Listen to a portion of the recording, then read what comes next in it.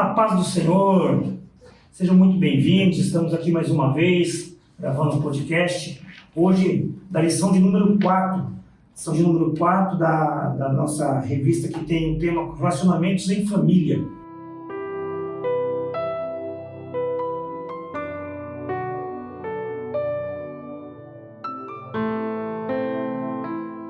Hoje nós vamos falar um pouquinho sobre a aula 4, Ídolos na Família. Um tema muito importante e relevante para os nossos dias de hoje. Ainda mais falando de família, né? E hoje, para contextualizar um pouquinho mais comigo sobre esse tema tão importante, temos aqui à minha esquerda nosso evangelista, irmão Evil Merodach, também coordenador dos nossos adolescentes aqui da nossa igreja Templo Sede. E aqui à minha direita, presbítero irmão Jefferson, também coordenador dos nossos jovens aqui da nossa igreja Templo Sede. Hoje nós vamos falar sobre ídolos na família. E o textual se encontra-se em 1 João, capítulo de número 5, e o versículo de número 21, que vai nos dizer assim: Filhinhos, guardai-vos dos ídolos. Amém. E a verdade prática, ela vem dizer: a adoração a ídolos implica e prioriza tudo aquilo que se coloca no lugar de Deus. Então é um tema muito importante que nós precisamos aí destrinchar e falar um pouquinho mais a respeito de ídolos na família. E para nós analisarmos esse tema tão importante, vamos analisar ele em duas passagens bíblicas, nas quais os ídolos estavam presentes e até mesmo se tornaram naturais no seio da família do povo de Deus. Olha que perigo, se tornou natural no seio da família do povo de Deus. E o primeiro caso se encontra-se envolvendo o sogro e a esposa do patriarca Jacó. Já o segundo caso, o segundo exemplo, se encontra no livro de Juízes, quando o eframita Mica fabricou ídolos e construiu para eles um santuário em sua própria casa. Então nós vamos falar um pouquinho sobre esses temas aqui. E para falar sobre esse tema tão importante hoje, está aqui o nosso irmão Evil, evangelista irmão Evil, irmãos. A paz do Senhor a todos que nos vai assistir esse tema tão propício que vai falar sobre ídolos na família. E nós precisamos tomar muito cuidado com os ídolos na família, porque muitas das vezes nós achamos que o ídolo é somente um monumento de metal, de barro, de ferro que se adora, e muitas das vezes vai além disso a idolatria. Ou seja, vamos falar de forma sutil de como a idolatria pode se instalar em nossos lares, abrindo espaço para outros pecados e causando grandes prejuízos às nossas famílias. Olha que coisa importante, e muitas das vezes nós não nos atentamos a respeito disso. O primeiro tópico, ele se encontra registrado aí no livro de Gênesis, capítulo 31, ali ele vai percorrer todinho o capítulo de número 31, onde ele vai falar os ídolos encontrados na tenda de Raquel, ou seja, a esposa de Jacó. Irmão Evil, o que o senhor tem para nos falar a respeito a fuga de Jacó e sua família para a terra prometida? Nós vemos que Jacó passava uma situação bem complicada com o seu sogro, e depois de muitos anos trabalhando para o seu sogro, Labão, para conquistar a sua esposa, e foi enganado, e depois teve que trabalhar mais, foi 7 anos, mais 7 anos, no total 14 anos, para ter a sua esposa, a qual ele tinha escolhido. E nós vemos que ele já não estava mais bem ali. Aí ele vai embora para a sua terra, para a terra prometida. Mas a sua esposa, pega uns utensílios, umas idolatrias do seu pai para levar embora junto com ela, Então nós vamos ver um pouco mais disso a fundo. Amém, querido. E para a gente já começar a adentrar essa lição, se aprofundar um pouquinho mais nela, o senhor poderia falar para nós quem era Labão e qual a relação deste homem com Jacó? nós vemos que Labão era um homem muito idólatra, né? E possuía aí em sua casa, né, um altar a deuses, e bem no interior da sua casa, onde ele orava por essas imagens e acreditava de ter ajuda dessas imagens a qual ele adorava, né? E o seu genro Jacó, né, automaticamente Labão era o seu sogro, né? Um homem de Deus que foi ensinado nos princípios da casa de Deus, em fazer a vontade de Deus, estava ali vivenciando essa situação, né, de controvérsia do que era realmente adorar a Deus. Muito interessante isso, né? Muito propício.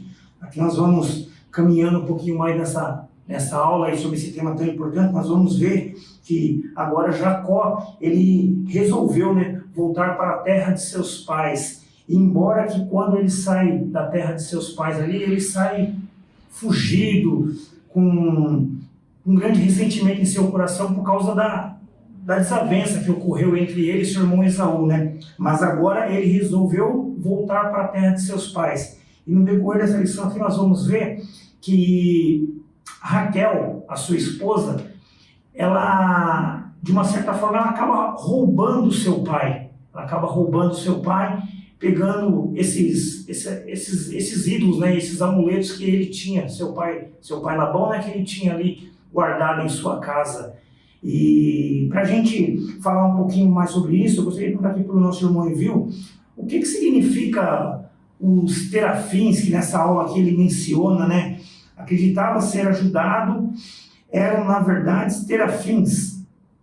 Terafins eram fabricados de madeira, pedras ou barro, cujas imagens eram veneradas e adoradas como um ídolo nos dias atuais, né?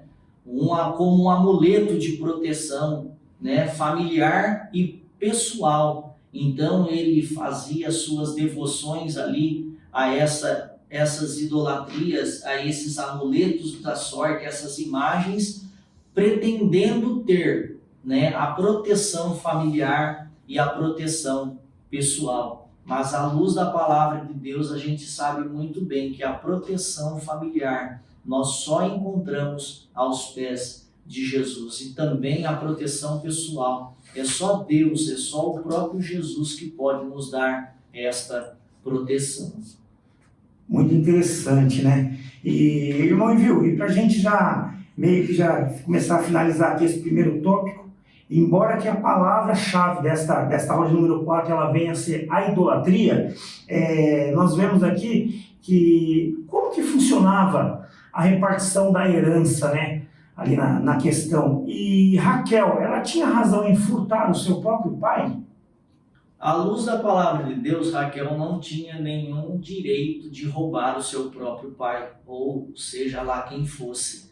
Mas a herança funcionava da seguinte maneira: quando os filhos iam casando e saindo da presença dos seus pais para constituir uma família, ele dava um desses amuletos para os seus filhos, ou filho ou filha, e este amuleto seria já a herança, né? Que quando o seu pai, a sua mãe viesse faltar, ele teria o direito, né? Então, quem possuísse esse terafins também tinha o direito à herança, né? Por esse motivo, Raquel, achando um direito, furtou o seu pai, porque o seu pai não tinha dado para ela nenhuma das peças que ali eram os amuletos de sorte que eles tinham. Então ela achou no direito de roubar, de furtar essas peças do seu pai, por ser prejudicado tanto por ele, tanto ela como a sua irmã, que não estava tendo nenhum direito à herança por não ter esses amuletos que eram os deuses que o seu pai adorava. Amém. Aproveitando aqui a presença do nosso irmão, presbítero irmão Jefferson, né? Estamos já num papo de escola bíblica dominical. Eu Eu gostaria de ouvir um pouquinho do nosso irmão Jefferson, trazendo para a nossa atualidade, né? Contextualizando o texto, a qual nós acabamos de mencionar, trazendo para os dias de hoje. A adoração a ídolos implica priorizar tudo aquilo que se coloca no lugar de Deus, no seio da família, nos dias de hoje? De fato, é uma situação difícil, né? Trazendo para os dias de hoje, primeiro, a gente contextualizando o fato aqui de Labão, Jacó e Raquel, uma sucessão de erros, né, a gente observa, né? Porque eles tinham a referência de Abraão, um homem temente a Deus, que tirou ele daquela terra e levou ele sem destino, e ele creu naquilo que Deus havia prometido. E vindo a sua descendência, o seu filho, Isaac, depois Jacó, seu neto, entrando nessa situação, vamos assim dizer, complicada, com o seu sogro Labão, com esses ídolos, né? Tudo aquilo que vai em contra a vontade de Deus, né? Deus deve ser o centro de tudo, o centro da nossa adoração. E esses objetos, esses amuletos aqui, eles apontam para uma coisa que coloca Deus em um segundo plano. E aí você vê uma sucessão de erros, porque Raquel, ela quer ter parte nisso, ela esconde e mente. Então a gente vê que tudo aquilo que é feito fora da vontade do Senhor, o fim nunca é bom. E trazendo para os nossos dias, não é diferente. A partir do momento que a gente estabelece ídolos em nossos lares, que não precisa, como já foi muito bem dito aqui, não precisa ser algo físico, uma estátua, um monumento, um objeto, mas tudo aquilo que tira a gente da presença de Deus, né? Tudo aquilo que coloca Deus no segundo plano, nunca é bom. E quando isso vai dos pais para os filhos, a gente vê aí consequências terríveis. No exemplo aqui, no caso citado aqui, a gente vê mentira, né? A gente vê engano, a gente vê roubo aqui. E tudo tem uma raiz aí que é a distância da vontade do Senhor, da presença de Deus também. Amém. Que bênção, né? Aqui nosso irmão Jefferson participando juntamente conosco nesse papo de escola bíblica dominical. Maravilha. Já percorrendo um pouquinho mais adiante, vamos adentrar no segundo tópico, aonde que vem dizer um santuário de deuses na casa de Mica. A idolatria e o caráter antiético de Mica. Apesar de um nome especial cujo significado é como o Senhor nosso Deus, Mica não correspondia à importância do nome que tinha, porque não honrava a Deus em sua vida. Que triste, né? A gente vê que tem um nome do significado de tamanha importância, mas embora esse significado tão grandioso, Mica, ele não honrava ao Senhor em sua vida, ou seja, o seu lar era um lar, digamos, vazio, irmão Evil. O que nós podemos direcionar um pouquinho a respeito disso daí? Já vamos um pouquinho mais além, vamos falar sobre o sincretismo religioso na vida de Mica. Nós observamos que Mica, né, ele era, como diz aqui, um nome até propício em honrar a Deus, mas ele não vivia isso, né? Ele também fez, como nós vamos comentar um pouco à frente, altar dentro do seu lar para adoração a deuses estranhos. A sua mãe também vivia com ele, uma senhora rica, né? Mas que também Mica, sem escrúpulo nenhum, ele chegou a mentir para sua mãe, enganar a sua mãe, né? E esse sincretismo religioso nós vemos aí que nada mais é do que a mistura desses sistemas de crenças religiosas em um novo sistema ou incorporação de outras crenças em uma tradição religiosa, em que o povo de Israel aderiu a um sincretismo religioso que implicava uma apostasia total. Além do abandono da lei do Senhor, as famílias começaram a adotar esse sincretismo religioso dentro das suas próprias casas, admitindo ídolos caseiros para que os quais faziam culto e adoravam com o objetivo de obter favores materiais. Nós vemos aí que esse sincretismo religioso, essa mistura de crenças dentro, muitas das vezes, da fé cristã de um ser humano, de um homem que diz ser um homem de Deus, ser uma família de Deus, deixar essas misturas de crenças entrar dentro do seu lar a ponto de colocar deuses no lugar do Deus verdadeiro, no lugar de Jeová, o nosso Senhor, nosso protetor, e adorar e pedir, como eles diziam aqui, né? Eles adoravam esses deuses, né?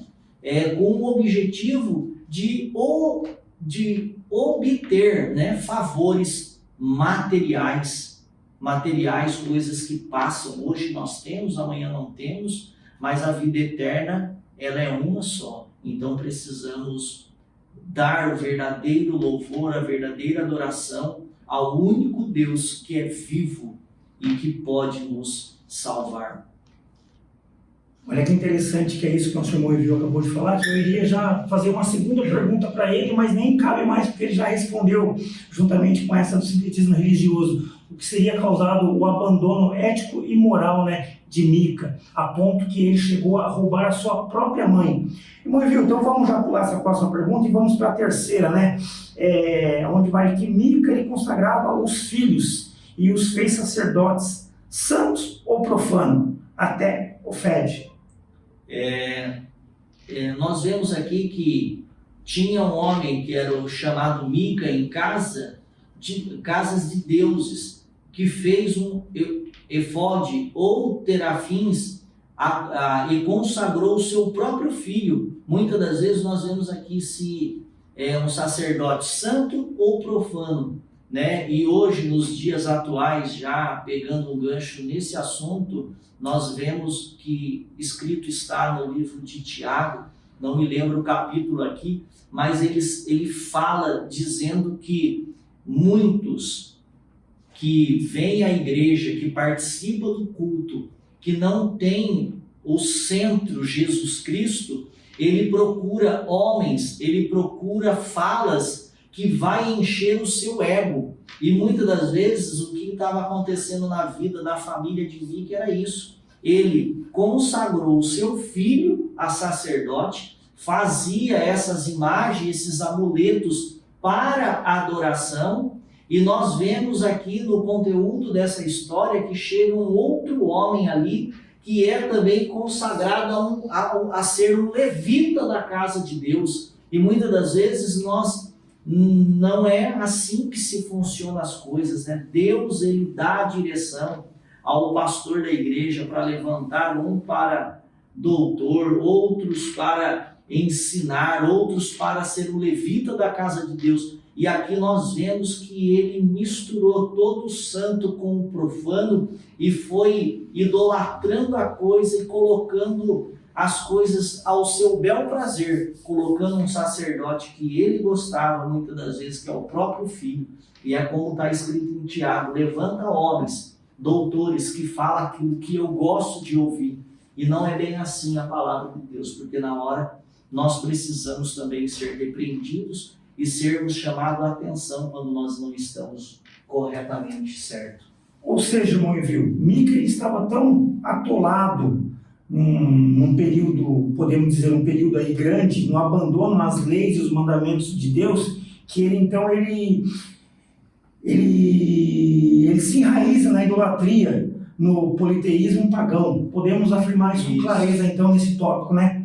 Amém, que maravilha, né? E já percorrendo aqui para o nosso encerramento dessa quarta aula aqui, já vamos adentrar o tópico de número 3, aonde que ele vem falar coisas maravilhosas, né? A idolatria dentro dos lares, hoje, na nossa atualidade, né? Em ambas as histórias citadas, Raquel e Mica, a crença em ídolos domésticos indicava a forte influência pagã em lares israelitas. A partir desses dois casos bíblicos, somos convidados a refletir a respeito da idolatria nos dias de hoje. Irmão Evil, trazendo isso para a nossa atualidade, como identificar a idolatria em nossa casa? nós precisamos tomarmos muito cuidado com essas idolatrias em nossa casa, porque muitas das vezes nós colocamos, né, como exemplo o nosso emprego, idolatramos o nosso emprego. Nós vivenciamos e vemos muitos homens de Deus que muitas das vezes ele não vive para Deus, mas ele vive para o trabalho. Não é uma coisa errada, mas muitas das vezes ele acredita em pôr em primeiro lugar o emprego e muitas das vezes ele deixa a casa de Deus, né? Idolatra o emprego, idolatra o carro, né? O dinheiro que tem, idolatra o filho, um pai ou uma mãe, um estilo de vida. Muitas das vezes coloca tudo isso no lugar de Deus. E nós sabemos muito bem que Deus ele está no trono. E esse trono a qual Deus está, nós sabemos que muito bem é o céu, mas também nós temos um trono dentro do nosso coração. E nós temos que colocar o Senhor Jesus como Rei da nossa vida, aquele que domina a nossa vida. Como diz a palavra de Deus, não vivo mais eu, mas Cristo vive em mim. Então, se Cristo vive em mim, não tenho mais eu o direito de muitas das vezes decidir o que eu devo ou deixo de fazer. Mas nós vemos aqui pessoas colocando algo na frente de Deus, seja ele como qualquer uma dessas coisas que nós falamos ou muitas outras coisas que a pessoa pode colocar na frente de Deus e tira a glória do Senhor. E isso nada mais é do que a idolatria entrando dentro da nossa casa. Que maravilha, né? E só para a gente já caminhar para o nosso desfecho final aqui, eu gostaria de trazer uma reflexão aqui rápida aqui do nosso presbítero irmão Jefferson. Precisamos reagir contra os inimigos da família. E Jesus ele deixou bem claro no Sermão da Montanha, onde que ele vem dizer que vós sois o sal da terra e a luz do mundo. E se o sal for insípido, de nada serve para salgar. E como trazer isso para a nossa família hoje, para que a nossa família ela venha salgar, ou seja, venha trazer um sabor, um tempero para outras famílias? É importante isso que você falou, né, sobre o sal da terra. Nós, como pais aqui, né, nós somos exemplos. Devemos ser exemplo para os nossos filhos e eles nos veem como um espelho, né? E se a gente dá um bom exemplo, se a gente... como homens de Deus, somos de fato sal na terra, fazendo a diferença no mundo caído, você inclui nesse contexto você retirar esses ídolos nos lares, né, que são tão presentes nos dias de hoje, tantos elementos aí, talvez não um ídolo físico, material, mas tantas coisas aí que tiram a primazia de Deus em nossas vidas. E essa responsabilidade parte de nós. Ser sal da terra, fazer a diferença nesse mundo caído ao qual vivemos. E a gente ser espelho para os nossos filhos, para que eles também, lá onde eles estiverem, na escola, no trabalho, na rua, até mesmo entre a família, né? Os primos, tios, fazer a diferença, fazer valer o nome do Senhor, que é esse que tem que estar em primeiro lugar em nossas vidas. Então, é isso. Amém. Irmão Evil, para a gente já estar finalizando, aproveitando aqui esse gancho que o irmão Jefferson trouxe, né? Os ídolos como forma de sal da terra em nossas famílias, né? Nós devemos ser esse sal da terra. E como nós podemos falar sobre evitando o fanatismo no seio da família, para a gente finalizar? Precisamos evitar o fanatismo, né? Para preservar a família de ser atacada pelos vírus infecciosos do sistema mundano. É preciso quebrar os ídolos domésticos que roubam o lugar de Deus na vida familiar. Muitas das vezes nós precisamos, né? Eu nasci no berço evangélico e quantas vezes a gente, dentro de casa, fazia o culto entre família, né? E muitas das vezes hoje se passa e não se faz mais isso, né? Você sentar com a sua família, ler um versículo bíblico, ler a palavra de Deus junto, louvar a Deus com o hino da harpa, fazer uma oração, e dessa forma a gente vai calçando a família para que essas brechas que muitas das vezes possam se abrir, ser fechadas, para que o inimigo não venha trabalhar no meio da nossa família, mas sim fugir, sair e nós estarmos sendo protegidos por Deus. Amém. Queridos, eu já quero de antemão estar aqui agradecendo, né, a disponibilidade tanto do nosso evangelista irmão Evil, quanto a disponibilidade do nosso irmão Jefferson em estar participando juntamente conosco desta aula de número 4, onde que ela vem com um tema mais uma vez, né, a idolatria, né, ídolos na família. Precisamos tomar muito cuidado com isso. Para a gente já estar finalizando uma breve conclusão, precisamos então investir na família, criando meios, barreiras espirituais e também morais, no seio e nos lares, para salvar os nossos filhos deste mundo já caótico. Queridos, que Deus abençoe a todos. Você que está nos assistindo, muito obrigado pela sua companhia. Quero deixar aqui um breve convite para você estar também conosco aqui na nossa Igreja Assembleia de Deus, Ministério de Taubaté, situada na rua Dr. Emílio Winter, número 805. Venha assistir, venha, melhor dizendo, participar de uma das nossas aulas da Escola Bíblica Dominical. Temos salas para todas as faixas etárias, desde a criancinha até você, já um tanto avançado em idade. Você vai ser muito bem-vindo. Venha, vai ser um prazer em recebê-lo. Para finalizar, estamos aqui finalizando esse podcast, onde tivemos aqui um papo de Escola Bíblica Dominical. Foi um prazer estar em sua companhia. Que Deus abençoe em nome do Senhor Jesus. Amém. Amém. Amém.